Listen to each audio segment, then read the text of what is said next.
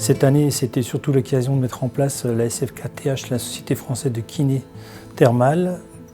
Et là, on voit que les choses ont beaucoup évolué avec l'ouverture de Nancy Thermal et la position de la kiné qui nous tient à cœur et qu'on cherche à développer et à remettre à sa place dans les thermes. On est quand même dans une grande ville, donc on a une force de kiné plus importante que lorsque une station thermale est un peu isolée et loin de toute grande agglomération.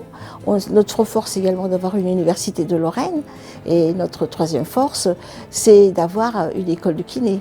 Donc ces trois forces conjuguées vont permettre de réfléchir et d'impliquer les kinés dans une autre forme de prise en charge en établissement thermal.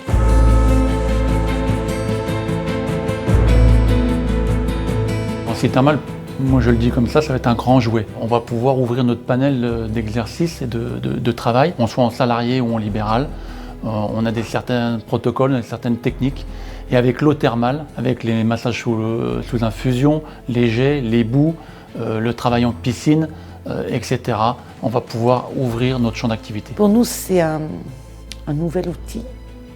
C'est mettre la santé au cœur de la ville, à disposition du citoyen.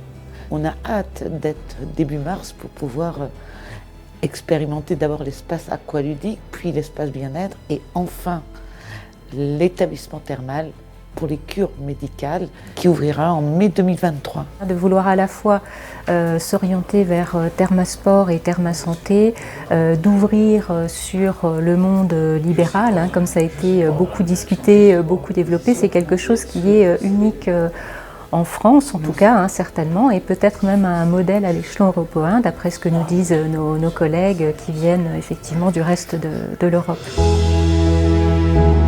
Et la région a vraiment conscience que le thermalisme, dans son aspect soin, mais aussi bien-être, ludique, tourisme, a un vrai impact positif, en tout cas pour le territoire. Y compris à la région, on a soutenu cette belle étude Coviderm. Je crois que c'est une étude très intéressante parce qu'aujourd'hui, on a des patients post-Covid qui sont pleins de désarroi et si ces cures thermales pouvaient trouver une réponse positive pour ça, une belle chose. Il y a des vraies belles perspectives pour Nancy, sa métropole, mais également pour le département et le Grand Est. Une vraie raison d'attractivité.